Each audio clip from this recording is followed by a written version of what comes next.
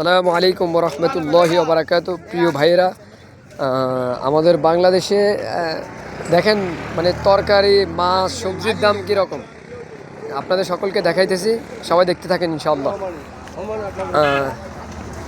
আসসালামু আলাইকুম। ফুলকপি কত করি? 50 টাকা। বেগুন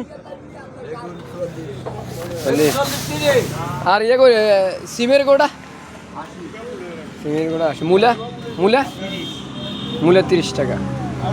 টমাটো ওই দিনকে রেট দিচ্ছি না, রেট টমাটো 40 টাকা। দাম বেশি, দাম বেশি, অত্যন্ত বেশি হয়েছে। তারপরেও এখন লাউ কি কেজি হিসেবে বেছেন না এমনি?